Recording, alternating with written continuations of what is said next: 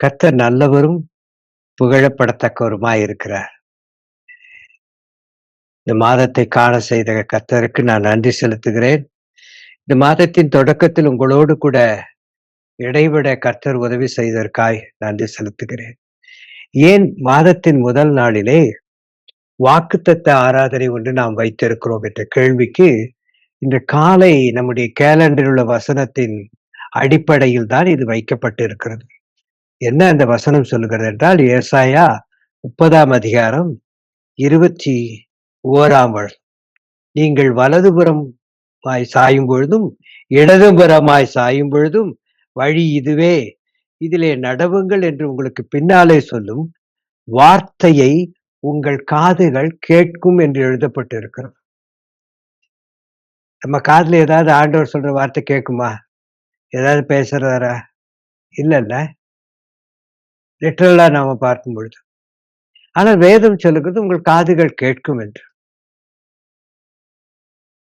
இதற்கு இதை புரிந்து கொள்ள வேண்டாம் என்றால் 19ஆம் வசனத்திலே இருக்கும்.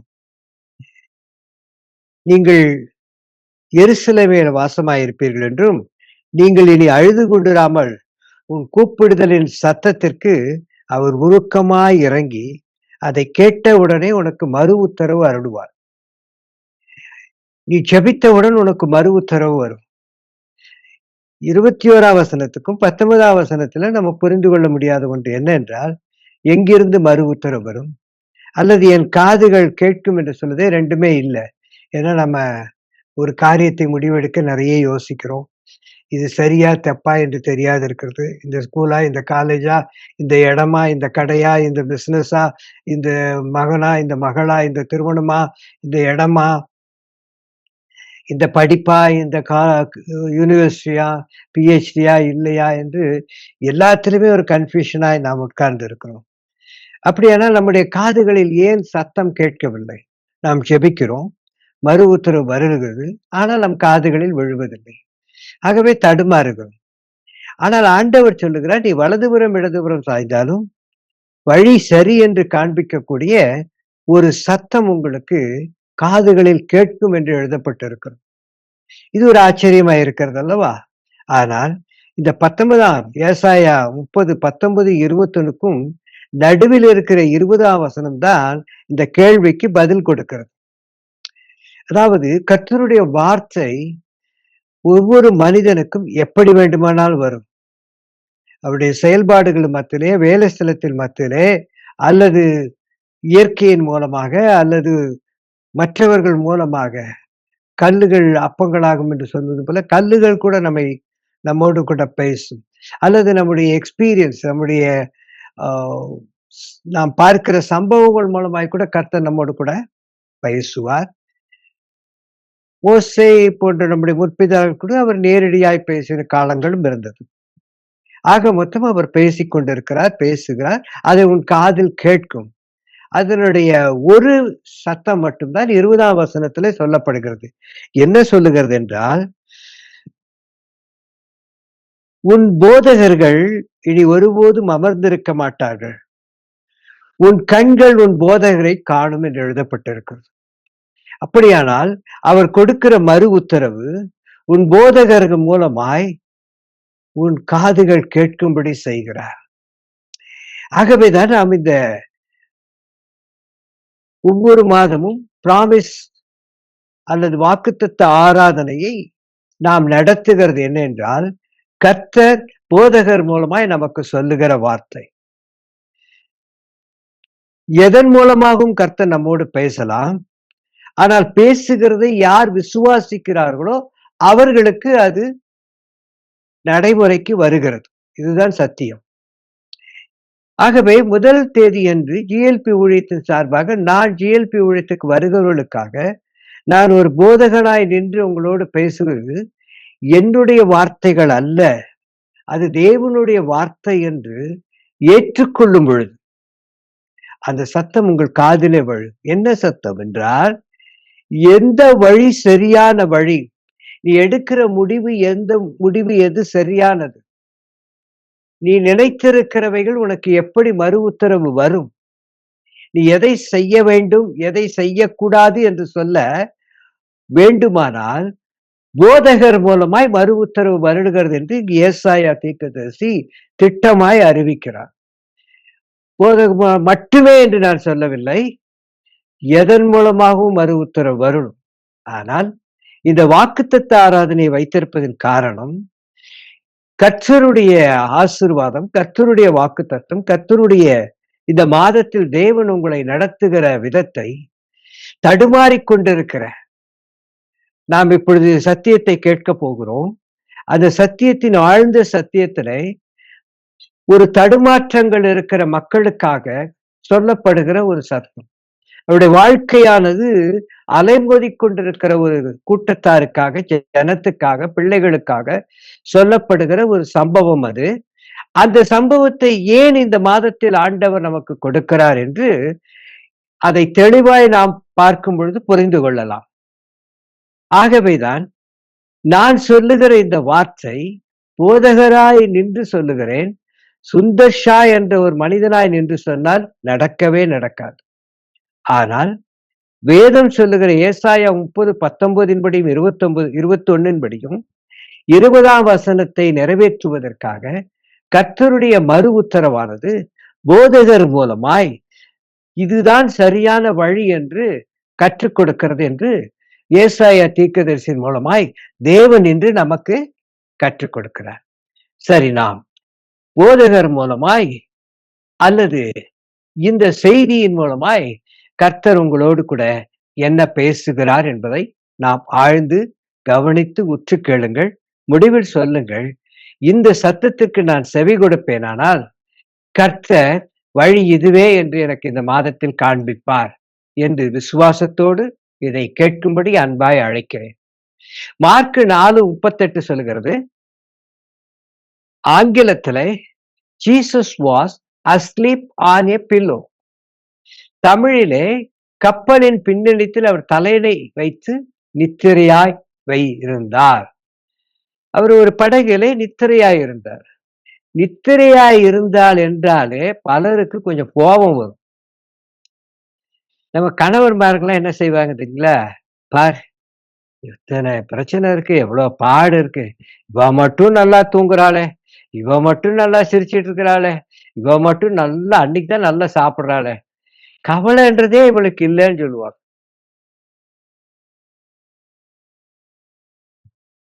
சில வீட்டுல வீட்டுக்காரர் நல்லா தூங்குனாருன்னா, பாரு ஏதாவது ஒரு கவலை இருக்கா, நல்லா தூங்குறாரு, என்னை நல்லா திட்டிட்டு வருத்தமே இல்லாம நல்லா தூங்குறாரு பாரு. அப்போ நித்திரையா இருக்கிறவர்களை கண்டாலே நித்திரை இல்லாதவர்களுக்கு கொஞ்சம் கவலை தான் இருக்கும், பிரச்சனை இருக்கும். ஆகவேதான் இந்த மாதம் இயேசுவே சொல்லுகிறார், இயேசு நித்திரையா இருந்தார் என்று. அப்ப நமக்கெல்லாம் கொஞ்சம் வருத்தம் இல்ல? நானே என் பிரச்சனைகளுக்கு என்ன முடிவுன்னு தெரியாம தடுமாறிட்டு இருக்கிற, இவர் பாட்டு தூங்கிட்டு இருந்தா மறு உத்தரவு எனக்கு எப்படி வரும் இல்லையா? ஒரு கவலை வந்துருது இல்ல? நம்ம எல்லாருக்கும் அந்த கவலை வரும், கண்டிப்பா வரணும். அதனாலதான் அந்த மார்க் 4:38 அவர் என்றால் இயேசு தலையணையை வைத்து நித்திரையாயிருந்தார். அது ஒரு எவ்வளவு அருமையான ஒரு நல்ல வார்த்தை. அதை பரிசுத்த ஆவியானவர் ரொம்ப அழகா எழுதி வைத்திருக்கிறார். இந்த மாதத்தின் வாக்குத்தத்தம் அதுதான்.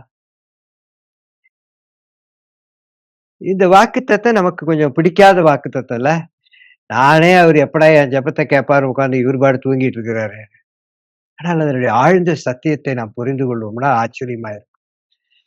இந்த சம்பவம் நடந்த ஒரு அருமையான ஒரு நேரம். அது அருமை என்று நாம் சொல்லலாமே தவிர, ஆனால் அது மிகவும் கடுமையான நம்ம குடும்பத்தில் நடந்து கொண்டிருக்கிற இந்த சூழ்நிலைகளின் ஒரு நேரம் போல இருக்கிறது. என்ன நேரம்? அந்த படகு ஆடுகிறது. படகுல யார் இருக்கார்கள்? சீஷர்கள் இருக்கிறார்கள், இயேசு இருக்கிறார். அப்படி என்றால் என்ன அர்த்தம்? ஆண்டவருடைய பிள்ளைகள். இந்த குடும்பத்திலே ஆண்டவருடைய பிள்ளைகள் இருக்கிறீர்கள். ஆனால் உங்கள் வாழ்க்கை ஆடுகிறது, குடும்பம் ஆடுகிறது. கணவன், பிள்ளைகள், மனைவி அல்லது பெற்றோர் எல்லாருமே ஒரு ஆட்டத்தை நோக்கி காத்திருக்கள். ஆடுகிறது என்றால் ஒரு பயம். படகு ஆடினாலே பயம் வந்துடும்ல. மஞ்சுளாலாம் இந்த போட்ல மோட்டார் போட் தான். அது ஏர்றதுக்கு பயம், உட்கார்றதுக்கு பயம், ஸ்டார்ட் ஆனா பயம்.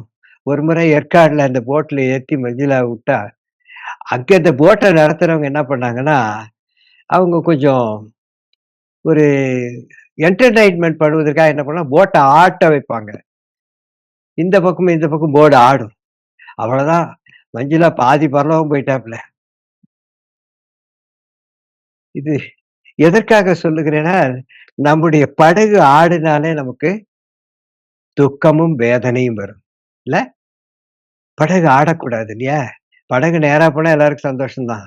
அப்படியே நேரா போச்சா, 20 வயசு ஆச்சா, 21 வயசா, பையனுக்கு கல்யாணம் ஆயிடுச்சா, பொண்ணுக்கு கல்யாணம் ஆயிடுச்சா, அப்படியே 1 வருஷம் போனோனே குழந்தை பிறந்துருச்சா, குழந்தை பிறந்தோனே ஸ்கூல் அட்மிஷன் எல்லாம் 5 வருஷத்துல புள்ள பேசிருச்சா, பாடிருச்சா, அப்பான்னு கூப்பிட்டுருச்சா, அம்மான்னு கூப்பிட்டுருச்சா, உடனே ஸ்கூலுக்கு ரெடி ஆயிட்டாங்களா, பக்கத்திலேயே ஸ்கூல் இருக்குதா, பக்கத்திலேயே எல்லாம் இருக்குதா, டீச்சர்ஸும் பக்கத்துல இருக்காங்களா, டியூஷனுக்கெல்லாம் ரெடி பண்ணிக்கலாமா, எல்லாம் அப்படியே படகு போயிட்டே இருந்துச்சுன்னு வச்சுங்களேன். ஸ்தோத்திரம், ஸ்தோத்திரம், ஸ்தோத்திரம் அல்லேலூயா என்பது. ஆனால் படகு ஆடுகிறது, கடல் கொந்தளிக்கிறது, சூறாவளி வீசுகிறது. இது 3 நடந்தா என்ன நடக்கும்? ஃபர்ஸ்ட் பயம் வரும். அதுதாங்க சீஷர்களுக்கு வந்தது. சீஷர்கள் எல்லாரும் பயந்து நடுங்கினார்கள். படகு ஆடணும்னு எப்படி மஞ்சுளா அவர்கள் பயந்து நடுங்கினார்களோ, அதே மாதிரி சீஷர்கள் பயந்து நடுங்கினார்கள். ஆனா அங்கு இயேசு இருந்தது போல போதகர் இருக்கிறார்ன்ற தைரியம் இல்லாம போயிடுச்சு. போதகரும் அந்த போட்ல தான் உட்கார்ந்திருந்தாரு. போதகர் பயப்படலல்ல. சரி. சீஷர்கள் எல்லாரும் பயந்து நடந்தார்கள். ஒருவேள மஞ்சுளா கூட இப்படித்தான் நினைச்சிருப்பாங்கன்னு எனக்கு. நான் பாரு பயந்து அப்படியே நடுங்குறேன். இந்த பாஸ்டர் பாரேன் ஜாலியா உட்கார்ந்து வேடிக்கை பார்த்துட்டு நினைச்சாங்களோ நினைக்கலையோ எனக்கு தெரியாது. ஆனால் என்ன நடந்துச்சுன்னா, என்ன மாரியே ஆனால் இயேசுவ பின்னெடுத்து தலையணை வைத்து நிறுத்தினேன். நான் ஒண்ணும் தலையணை வச்சு படுக்கல. ஆனா நல்லா தோத்திரம் பண்ணிட்டு வந்துட்டு இருந்தேன். அது பார்த்தோனே கொஞ்சம் மஞ்சளாக்கு அடி வயித்துல பாரு. ஜாலியா அந்த பாஸ்டர் தோத்திரம் பண்ணிட்டு வர்றாரு. நமக்கு தானே தெரியும் அடி வயிறு கலங்குதுன்னு. அதே போல தான் சீஷர்களுக்கு நடந்தது. அதை பார்த்தவுடன் நாங்கள் அழுகிறோம். அவர் நிம்மதியா இருக்காரே! ஒரு வேதனை. அவரிடத்துல போய் என்ன சொன்னாங்க, "எங்கள காப்பாற்று" என்றெல்லாம் கேட்கல. படகு ஆடுதேன்னு கூட கேட்டிருக்க மாட்டாங்க மஞ்சுளா. பாரு இந்த பாஸ்டர் பாரு, அவன் பாட்டு ஜாலியா இருக்கிறான். நாம பாரு எவ்வளோ கஷ்டப்படுறோம் தான் நெனச்சிருப்பாங்க. அருமையான சகோதர, சகோதரிகளே! அதே போல தான் சீஷர்கள். எங்களை காப்பாற்றும்லாம் கேட்கல. மாறாக, "போதகரே, நாங்கள் மடிந்து போகிறது உமக்கு கவலை இல்லையா? நல்லா கொறட்ட விட்டு தூங்குறீர் ஆண்டவரே! நாங்கல்லாம் படகு ஆடுது. குடும்பத்துல புருஷன் தொல்ல தாங்கல. குடும்பத்துல பிள்ளைகள் தொல்ல தாங்கல. பெற்றோர்களின் தொல்லை தாங்கல. இப்படின்னா அப்படி, அப்படின்னா இப்படிங்கிறாங்க. மேல போனா கீழ இழுக்குறாங்க. கீழ வந்துனா மேல தள்ளி அதுக்கும் கீழ தள்ளிவிட பாக்குறாங்க. இந்த நேரத்துல என்ன தவிர எல்லாம் நல்லா இருக்கிறாங்களா ஆண்டவரே? இது நியாயமா? அப்படின்றத நம்ம கேள்வி கேட்கிறோம்ல. அவங்களுக்கு என்னன்னா, நாங்கலாம் கண்ண திறந்து படகு ஆடுறத பார்த்தோம். இவர் படகு ஆடுறத ஃபீல் பண்ணிட்டு இருந்தவர் கூட, கண்ண திறக்காம தூங்கிட்டு இருக்காரே! என்ன மனுஷன்பா இவரு! கொஞ்சம் கூட கவலை இல்லாம இருக்கிறாரே! நம்ம ஜெபிக்கும்போது அப்படித்தானே. நான் பாட்டு எவ்வளோ கதறி கதறி ஜெபிக்கிறேன். உபவாசம் இருந்து ஜெபிக்கிறேன். அப்படி அழுகுறேன், இப்படி அழுகுறேன். மன்னிப்பு கூட கேட்டு பார்த்துட்டேன். எல்லார்ட்டயும் என்னென்னமோ சொல்லி பார்த்துட்டேன். என்னென்னமோ செஞ்சு பார்த்துட்டேன். ஆனால் என் படகு ஆடுகிறது. ஆனால் இந்த சூறாவளி வீசிக்கொண்டே இருக்கிறது. காத்து வேகமாய் வீசுகிறது. புயல் வீசிக்கொண்டே இருக்கிறது. என் ஜெபம் கேட்கப்படலையா? என் ஜெபத்துக்கு ஒண்ணுமே இல்லையான்னு வானத்த நோக்கி பார்த்தா, பதிலே வரலன்னு நாம என்ன நினைக்கிறோம்? யாரோ அவர் தூங்கிட்டார் போல இருக்குது. இயேசு தூங்கிட்டாரு. ஒரு வேதனை. இவ்ளோ நடந்துருச்சே! கொஞ்சமாவது இந்த ஆண்டவருக்கு எதுலயாவது நுழைஞ்சு பார்த்து, அட ஒரு ஆறுதலா கவலைப்படாதம்மா, நாளைக்கு சரியாயிரும்ன்னு சொன்னா எவ்வளவு நல்லா இருக்கும். ஒண்ணுமே சொல்லாம இவரு பாட்டு படுத்து தூங்கிட்டு இருக்கிறாரே! ஒரு வேதனை. இதுதாங்க மார்த்தாளுக்கு, மரியாளுக்கு நடந்தது. அவங்களுடைய அவிசுவாசம் அதுதான். என்னன்னா, அவர் சுகவீனமா இருக்கும்போது வந்திருந்திருக்கலாம் லாசரு. அவர் சுகமாக்கி இருப்பாரு. இப்ப வராரு. மரிச்சு 3 நாள் ஆச்சு. அவங்களுக்குன்னா அவிசுவாசத்தின் உச்சத்தில் இருந்தார்கள். இதைதான் இந்த மாதம் ஆண்டவர் நமக்கு கற்றுக் கொடுக்கிறார். அவர் நித்திரையாய் இருக்கிறாள் என்றால் என்ன தெரியுங்களா? இயேசு கிறிஸ்து நித்திரையாய் இருந்தார். இப்ப பாருங்களேன், ஒரு எக்ஸாம்பிள் சொல்றேன், நல்லா புரிஞ்சுக்குங்க. காலையில டிஃபன் வேணும். கோதுமை மாவு இல்ல. வீட்டுக்கார அம்மா சொல்றாங்க, "இந்தப்பா தன் கணவரிடத்துல கோதுமை மாவு வாங்கிட்டு வந்துருங்க. சப்பாத்தி போட்டு பிள்ளைகளுக்கு 9 மணிக்கு குடுத்துறலாம். இன்னும் 1 மணி நேரம் இருக்குது. அதுக்குள்ள முடிச்சுட்டு ஸ்கூலுக்கு அனுப்புறதுக்கு சரியா இருக்கும்." அப்படின்னு. இவரு என்ன பண்ணாருன்னே தெரியல. இவரு பாட்டு படுத்துட்டு தூங்கிட்டு இருக்காரு. இல்ல வேற வேலைய பார்த்துட்டு இருந்தாருன்னு வச்சுக்கங்க. எவ்வளவு கோவம் வரும் வைஃப்க்கு. எவ்வளவு முக்கியமான ஒரு நேரம். இப்ப உதவி செய்யாம இவரு பாட்டுக்கிட்டு ஜாலியா இருக்கிறாரே! அப்படின்னு சொல்லிட்டு சண்டை வேற. அப்புறம் என்னடா பண்றதுன்னு அவனுக்கு வீட்ல ஒண்ணும் இல்ல. வாங்கிட்டு வந்திருந்தா செஞ்சாது இருந்திருக்கலாமே! என்ன இவரு ஆனா திடீர்னு பார்த்தா ஒரு காலிங் பெல் அடிக்குது. அடிச்சா கதவ திறந்து பார்த்தா ஒரு சொமோட்டோக்காரன் நிக்கிறான். அவன் வந்து ஒரு பார்சல் குடுத்தான். திறந்து பார்த்தா சப்பாத்தி, இட்லி, தோசை எல்லாத்தையும் அவரு ஆர்டர் பண்ணிட்டாரு. ஒய்ஃப்க்கு சொல்லல. சர்ப்ரைஸா இருக்கட்டும். அதுவரைக்கும் கோவமா இருந்த ஒய்ஃப்க்கு இப்ப எப்படி இருக்குது? Zomatoவில் கொண்டு வந்து கொடுத்த எல்லாமே. சப்பாத்தி மட்டும் தான் போட்டிருப்பாங்க கோதுமை மாவு வாங்கியிருந்தா. இப்போ சப்பாத்தி இருக்குது, இட்லி இருக்குது, தோசை இருக்குது, பூரி இருக்குது. ஒரே சந்தோஷம். பிள்ளைகள்லாம் எழுப்பி, "டேய் அவ்வளோதான்." எல்லாம் வந்து நல்லா சாப்பிட்டு சந்தோஷமாய் அந்த நாளை ஆரம்பித்தார்கள். இதுதாங்க இயேசு நித்திரையா இருந்தார். உங்க வீட்டுக்காரர் அமைதியா இருந்தாரே, அது மாரி இயேசு கிறிஸ்து அமைதியா இருந்தார். என்ன என்றால், அவர் ஏற்கனவே ஒரு வாக்குத்தத்தம் குடுத்தார். ஆமென். அவர் நித்திரையாய் இருக்கும் பொழுதே வாக்குத்தத்தத்தோடு நித்திரையாய் இருந்தார். என்ன வாக்குத்தத்தம்? Zomatoவுக்கு ஆர்டர் குடுத்திருக்கிற மாரி, அவர் என்ன தெரியுமா செய்றீங்களா? 4:35 மார்க்ல வாசித்து பாருங்களா, அவங்கள பார்த்து சொல்றாரு, "டேய் அக்கறைக்கு போவோம் வாருங்கள்." எவ்வளவு நல்ல ஆண்டவர் பாருங்க. முதல்லயே சொல்லிட்டாரு, நாளைக்கு என்ன நடக்கும்? நாம எல்லாம் அக்கறைக்கு போறோம். இந்த வார்த்தைய தான் அவங்க மறந்து போனார்கள். ஒரு ப்ராமிஸ் வேர்ட், ஒரு வாக்குத்தத்தம். உன் வாழ்க்கையில எத்தனையோ முறை ஆண்டவர் வாக்குத்தத்தம் கொடுத்திருக்கிறார். இந்த வாக்குத்தத்தை இறுக பிடித்துக் கொண்டால் நீ நன்றாய் தூங்கி இருப்பாய். இந்த வாக்குத்தத்தம் கொடுத்தவர், அவர் ஏன் நித்திரையாய் இருந்தார்? நம்ம கரைக்கு போறோம். இவங்களெல்லாம் கூட்டிட்டு போவோம்னு அவருக்கு நல்லா தெரியும். இந்த சீஷர்கள் எல்லாரும் வாக்குத்தத்தத்தோடு தான் படகில் ஏறி கொண்டு போகிறார்கள். உன் வாழ்க்கையும் வாக்குத்தத்தத்தோடு இருக்கிறது. உன் வாழ்க்கையிலே அவர் வாக்குத்தத்தம் கொடுத்திருக்கிறார். நான் இப்படியாய் உன்னை உயர்த்துவேன். 2வதாக வாக்குத்தத்தம் கொடுத்தவர் அந்த படகில் இருக்கிறார். அவர் வெளியில இருந்தா கூட நீங்க பயந்திருக்கலாம். என்னைக்கோ சொன்னது நடக்குமா நடக்காதோ என்னைக்கும் தெரியாது. ஆனால் அதை கொடுத்தவர் படகில் உட்கார்ந்து இருக்கிறார். அந்த நம்பிக்கையும் அவர்களுக்கு இல்லை. அவர்கள் நம்பிக்கை என்ன என்றால், இவர் நித்திரையாய் இருக்கிறாரே, இவர் எழுந்தால் தானே நடக்கும், இவர் எழுந்தால் தானே, வந்தால் தானே சுகவீனமான லாசரு சுகமாவான். அவரே நித்திரையா இருக்கிறாரே, அவர் இன்னும் வரவில்லையே. இப்படித்தான் நாமும் அப்படித்தான்.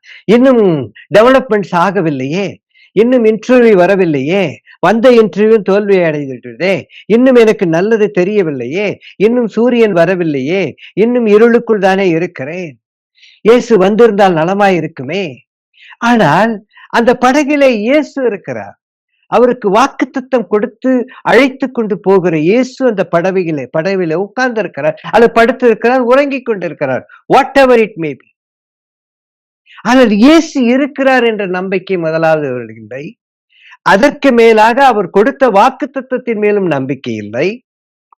3வதாக அவர் கண்ணை திறந்து உட்காரலையே, என் பிரச்சனையை பார்க்கலையே, என் கஷ்டத்தை பார்க்கலையே, என் துக்கத்தை பார்க்கலையே, என் பிரிவை பார்க்கலையே, என் அழுகையை பார்க்கலையே, நான் இழந்த இழப்பை பார்க்கவில்லையே, கணவனை இழந்துட்டேன், மனைவியை இழந்துட்டேன், பிள்ளைகளை இழந்துட்டேன், மகளை இழந்து விட்டேன், அதை அவர் பார்க்கவில்லையே.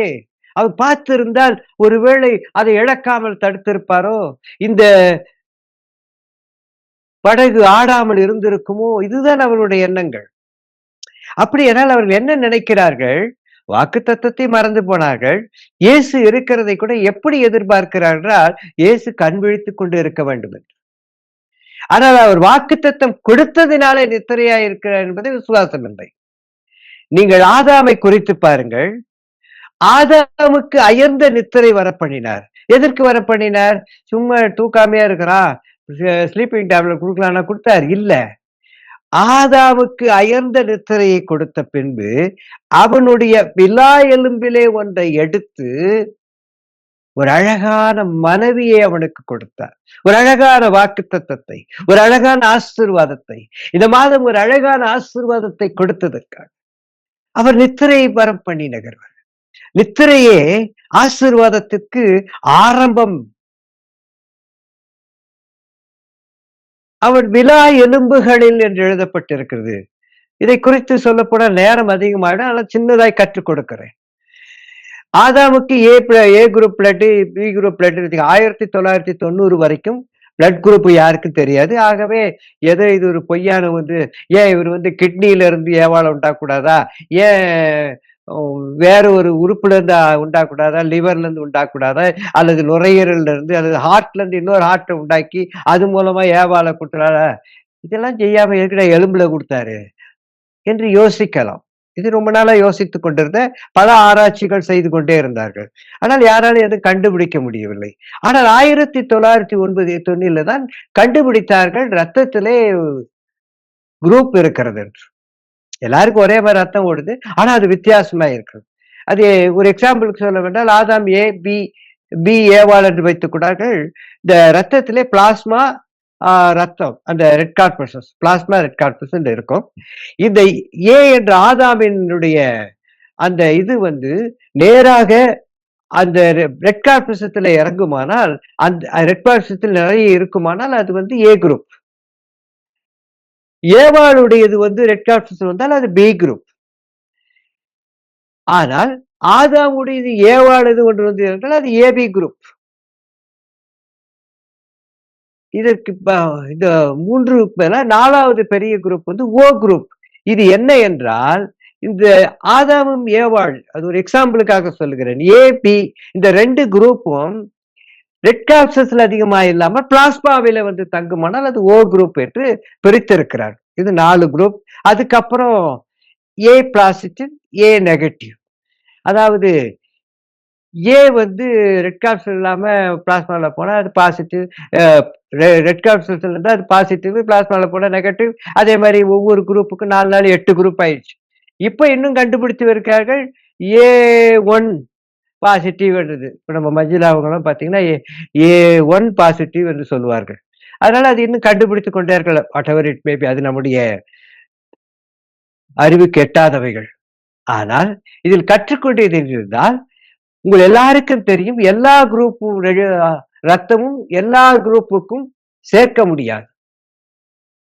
ஒரு கிட்னி ஆபரேட் பண்ணா கூட சொந்த உறவுகள் கிட்னி தான் ஒத்துக்கும், மற்ற எல்லாருடைய கிட்னி ஒத்துக்காது. அதே மாதிரி எல்லா உறுப்புகளும் ஒத்துக்காது. ஆனால் என் தேவன் அனந்த ஞானம் உள்ளவராய் இருந்தபடினால், உலகத்திலேயே எந்த மனிதனுடைய எலும்பும் எந்த மனிதனுக்கும் பொருத்த முடியும். எலும்பு எல்லாத்துக்கும் பொருத்த முடியும். அப்படியானால் ஆதாமின் எலும்பு ஏவாளுக்கு பொருத்த முடியும். இது என் தேவனுடைய அனந்த ஞானம். இதைதான் உலகம் நமக்கு கற்றுக் கொடுக்கிறது அல்ல. கண்டுபிடிக்க பெறுவதுதான் ஏன் விலா எலும்பை ஆண்டவர் எடுத்தார்.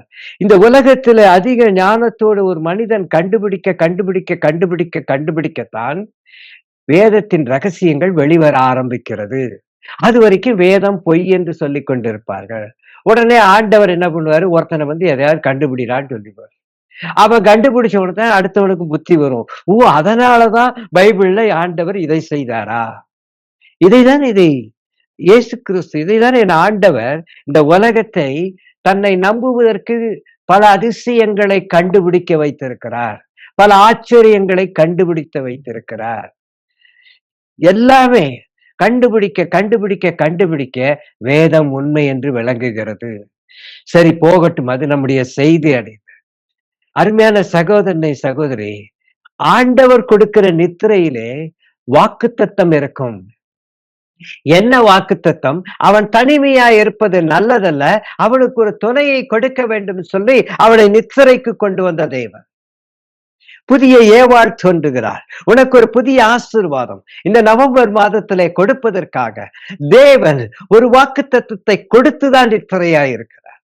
சகோதரனே, சகோதரியே, ஆதியாகமம் 15:12 சூரியன் அஸ்தமிக்கும் பொழுது ஆபிரகாமுக்கு அயர்ந்த நித்திரை வந்தது. எதற்காக தெரியுமா? To establish a covenant with him. தேவன் அவனோடு கூட ஒரு உடன்படிக்கை செய்வதற்காக அவனுக்கு ஒரு நித்திரையை கொடுத்தார். வாக்குத்தத்தம் கொடுப்பதற்கு ஒரு நித்திரையை வரப்பண்ணிருந்தார். ஆபிரகாமை காரிருள் சூழ்ந்திருந்தது. ஆபிரகாம் எழுந்த பொழுது வாக்குத்தத்தம் அவனுக்கு கொடுக்கப்பட்டது. வாக்குத்தத்தங்களோடு தேவன் நித்திரையாய் இருப்பதை போல, அதுதான் நீங்கள் வேதத்துல இன்னும் ஆழமாய் பார்த்தீர்களானால் 6 நாள்கள் வேலை செய்து 7ஆம் நாள் அவர் ஓய்ந்திருந்தார். அவர் ஓய்ந்திருந்ததனாலே 6 நாள் எல்லாம் முடிந்து விட்டது. எப்படி வாழ வேண்டும், எப்படி இருக்க வேண்டும், எல்லாமே தீர்மானிக்கப்பட்டு முடிந்து விட்டது. நீ இனிமேல் ஆளுகை செய்கிறவனாய் இருக்கின்ற வாக்குத்தத்தத்தோடு கூட உன்னை இந்த உலகத்திலே கொண்டு வருவதற்கு அவர் ஓய்ந்திருந்தார். இதெல்லாம் ரகசியங்கள். யாக்கோபு நித்திரையாய் இருந்த பொழுது தான் அவனுக்கு சொப்பனங்களும் வாக்குத்தத்தங்களும் கொடுக்கப்பட்டது. அவன் நல்லா நித்திரை தூங்கினான். சொப்பனங்கள் வாக்குத்தத்தங்கள் அவனுக்கு அவனுடைய கொடுக்கப்பட்டது. நீ இப்படிலாம் இருப்பேன், நான் கூட வருவேன், உன்னை காப்பாத்துவேன், திரும்ப நீ இந்த இடத்துக்கு வருவேன். அவன் சொல்றான், நான் வெறுங்கையால போன 2 பரிவாரங்களோடு வந்தேன்லாம் சொல்லுவான். இப்போ யாக்கோபு, நீங்க ஆதியாகமம் 28:14 வாசிங்களா, யாக்கோபு நித்திரை தெளிந்து விழித்த பொழுது மெய்யாகவே கர்த்தர் இந்த ஸ்தலத்தில் இருக்கிறார். எப்பெல்லாம் உன்னை நித்திரைக்குள் கொண்டு போகிறாரோ அப்பொழுதெல்லாம் கர்த்தர் உன்னோடு இருக்கிறார். இங்கே படகிலே சம்பவம் தலைகளாய் இருக்கிறது. இங்க ஆண்டவர் நித்திரையாய் இருக்கிறார். ஆனால் ஆண்டவர் பூமியிலே உன்னை நித்திரையாய் இருக்க வைக்க எப்படி தெரியுமா? உன்னை சமாதானமாய் வைப்பதற்காக. அப்படியானால் இந்த வாக்குத்தத்தம் இந்த மாதத்திலே உனக்கு கொடுக்கப்படுகிறது என்ன? வாக்குத்தத்தம் உனக்கு கிரியை செய்ய ஆரம்பிக்கும். உனக்கு சொல்லப்பட்டவைகள் நிறைவேற ஆரம்பிக்கும். 2வது, நித்திரை தெளியும் பொழுது ஆசீர்வாதத்தை நீ காண்பாய் என்று சொன்னது போல இந்த மாதத்திலே உன் ஆசீர்வாதங்களை நீ காணப்போகிறாய். நீங்கள் 1 ராஜாக்கள் 3:15 வைத்தால் சாலமோனுக்கு நித்திரை தெளிந்த பொழுது அது சொப்பனம் என்று அறிந்தார். என்ன தெரியுங்களா? அந்த நித்திரை தெளியறதுக்கு முன்னாடி அவனுக்கு என்ன தெரியும்? வாக்குத்தத்தம் கொண்டு, உன் வார்த்தைகளின்படி செய்தேன், ஞானமும் உணர்வுள்ள இருதயை உனக்கு தந்தேன், இதிலே உனக்கு சரியானவன் உனக்கு முன் இருந்ததும் இல்லை, உனக்கு சரியானவன் உனக்கு பின் எழும்புவதில்லை. நீ கேளாத ஐஸ்வர்யத்தையும் மகிமையும் உனக்கு தந்தேன். உன் நாட்களில் இருக்கிற ராஜாக்கள் ஒருவனும் உனக்கு சரியானவனாய் இருப்பதில்லை. சரி, எனக்கு நித்திரை வந்தால் இதெல்லாம் கிடைக்குது, ஆண்டவரே நித்திரை பண்ணுகிறாரே. அதனுடைய பதில் என்ன தெரியுங்களா? உன்னத பாட்டு 5ஆம் அதிகாரம் 2ஆம் வசனம். அங்கு தீர்க்க தரிசனமா எழுதப்பட்டிருக்கு, நான் நித்திரை பண்ணினேன், என் இதயமோ விழித்திருந்தது. என் ஆண்டவருடைய இதயம் உன்னை ஆசீர்வதிக்க, வாக்குத்தத்தங்களை நிறைவேற்ற விழித்திருக்கிறது. இந்த நவம்பர் மாதம் ஆண்டவருடைய இருதயம் விழித்திருந்து அவர் பின்னணியில் படுத்திருந்து உண்மை. ஆனால் என் பிள்ளைகள் தடுமாறுவார்கள் என்று அவருடைய இருதயம் உங்களுக்காக விழித்திருக்கிறது. ஐயோ, இந்த சூறாவளி வீசும் பொழுது, இந்த காற்று கொந்தளித்து படகை மோதும் பொழுது, படகு தடுமாறும் பொழுது என் பிள்ளைகள் தடுமாறுவார்களே. இந்த நவம்பர் மாதத்திலே அவர்கள் தடுமாறக்கூடாது. நான் கொடுத்த அந்த வாக்குத்தத்தத்தை நான் அவர்களுக்கு ஞாபகப்படுத்த போகிறேன். அக்கறைக்கு போவோம் வாருங்கள் என்று. நான் உன்னை தப்புவிப்பேன், நான் உன்னை விடுவிப்பேன், நான் உன்னை காப்பாற்றுவேன், நான் உன்னை செழிப்பாய் நடத்துவேன், நான் உன் பிள்ளைகளை உயர்த்துவேன், கனம் பண்ணுவேன், உன்னை எல்லா இக்கட்டிலிருந்து விடுவிப்பேன் என்று சொல்லி வாக்குத்தத்தங்களை ஒவ்வொரு மாதமும் கொடுத்து வந்தேனே. அந்த வாக்குத்தத்தங்களை நம்பி நீ வா. நான் அந்த வாக்குத்தத்தங்களை இந்த நவம்பர் மாதத்திலே நிறைவேற்றுகிறேன். அதற்காக என் இருதயம் விழித்திருக்கிறது. நான் படுத்திருக்கிறேன், நித்திரையாய் இருக்கிறேன், ஆனால் என் இருதயம் விழித்திருக்கிறது. விழித்திருந்ததுனாலே அவர்கள் புலம்பின உடனே அவர் என்ன தெரியுமா, அவர் எழுந்து அவர்களை ஒன்றுமே கேட்கவில்லை. ஐயோ, நவம்பர் மாதம் வந்து விட்டதே, அதே பிரச்சனை, அதே பாடு. அவர் எழுந்து என்னப்பா, என்ன ஜெபம், ஏன் அழுகிறாய் என்றெல்லாம் கேட்கல. இறையாதே, அமைதலாயிரு என்று சொல்லி காற்றையும் கடலையும் அதட்டுகிறார். என் வாக்குத்தத்தங்கள் நிறைவேறப் போகிற இந்த மாதத்திலே என் ஆசீர்வாதங்களை சுமக்க போகிற என் பிள்ளைகளுக்கு எதிராய் வீசுகிற காத்தே, வீசுகிற புயலே, ஆட்டுகிற படகை ஆட்டு வைக்கிற தண்ணீரே, கொந்தளிக்கிறதே, அமைதலாரு. முதல்ல ஃபர்ஸ்ட் அமைதலாயிரு. Keep quiet. நீ சும்மா எழுச்சி என் பிள்ளைகளுக்கு விரோதமா கத்தாத. முதல்ல நீ தூங்கு. காற்றையும் கடலையும் நித்திரையாக்கினார் என் தேவன் எழுந்து. லாசரு தூங்கிக் கொண்டிருக்கிறான், மரித்தவன். மரணம் என்ற நித்திரையில் இருக்கிறான். ஆனால் இயேசு முன்பே என்ன வாக்கு கொடுத்தா தெரியுமா? லாசரு நித்திரையாயிருக்கிறான். எல்லாதான் அவன் இறந்து போயிட்டான், அதை தான் சொல்றாருன்னு நினைச்சாங்க. இல்ல, லாசரு நித்திரையாயிருக்கிறான். நான் போய் அவனை எழுப்ப வேண்டும். ஒரு வாக்கு தத்தத்தோடு கூட தான் லாசருவின் வீட்டிற்கு வருகிறார் அல்லது கல்லறைக்கு வருகிறார். அந்த வாக்கு தத்தம் இருந்ததுனாலே அவர் அமைதியாய் இருந்தார், உறங்கினது போல இருந்தார். அங்கு வந்தவுடன் சொல்லுகிறார், காற்றையும் கடலையும் அதட்டினது போல மரணத்தை அதட்டுகிறார். மரணமே, திரும்ப உயிரோடு வா, ஜீவனோடு வா. மரித்த லாசரு உயிரோடு வர வேண்டும். காரணம் என்ன தெரியுமா? உறங்கின இயேசு இருதயம் விழித்திருந்தது. நீங்க சங்கீதத்துல பார்க்கும் பொழுது அவரை பத்தி சொல்லுவான் பாருங்க சங்கீதக்காரன். சங்கீதம் 78:65 ஆண்டவர் நித்திரை தெளிந்தவனை போலவும் திராட்சை ரசத்தால் கம்பி இருக்கிற பராக்கிரமசாலை போலவும் விழித்து. அவர் நித்திரையா இருப்பது போல இருக்கும். ஆனால் நீ நவம்பர் மாதத்துக்குள்ள நுழையும் பொழுது ஒரு கம்பீரிக்கிற பராக்கிரமசாலை போல விழித்து உன் வீட்டிற்கு வருவார். என் அருமையான சகோதரனை, சகோதரியே, யோனா 1:5 யோனா நித்திரையாய் படுத்திருந்தார். எல்லாருக்கும் ஒரே வருத்தம், என்னடா கப்பலே முழுக போகுது, ஒண்ணுமே பண்ண முடியல, புயலையே அழைச்ச முடியல, கப்பல் கேப்டன் இருந்து எல்லாம் வந்து கேட்கிறான், என்னடா இந்த நேரத்துல போய் தூங்குறேன். அவனுக்கு தெரியும் தான் தேவனுக்கு விரோதமாய் நிற்கிறேன் என்று. ஆகவே நான் நித்திரை பண்ணுகிறேன், என் தேவன் என்ன செய்தாரோ அதை நான் பார்த்துக் கொள்கிறேன், ஏற்றுக்கொள்ளுகிறேன் என்று ஒப்பு கொடுத்துகிறாள். இந்த நித்திரை என்பது வேறு என்ன என்றால், உனக்கு பிரச்சனைகளுக்குள்ள இருக்கிற நீ நிம்மதியாய் கடவுளை நம்பி உறங்குவாயானால், அமைதலாய் இருப்பாயானால், கர்த்தர் உனக்காக ஒரு மீனை ஆயத்தப்படுத்தி வைத்திருப்பார். உன்னை தூக்கி எறிந்துடலாம் கடல்ல, உன்னை வேண்டான்னு சொல்லலாம். சமுத்திரம் தன் மும்முரத்தை விட்டு அமர்ந்து கப்பல் தப்பியது, யோனாவும் தப்பினான். யோனாவை காப்பாற்றிய இன்னொரு கப்பல் நிக்குது, அது ஒரு திமிங்கலம். அவர்களை காப்பாத்த யோனாவின் வார்த்தை அங்கு நின்றது. யோனாவினுடைய கீழ்ப்படிதல் அவர்களை காப்பாற்றியது. யோனாவுக்கு ஒரு கப்பல் இருந்தது. என் அருமையான சகோதரனே, சகோதரி, நீ கர்த்தருடைய வார்த்தையை மீறினால் உன் படகு ஆடும். நீங்களும் நானும் எதையும் செய்துவிட முடியாது.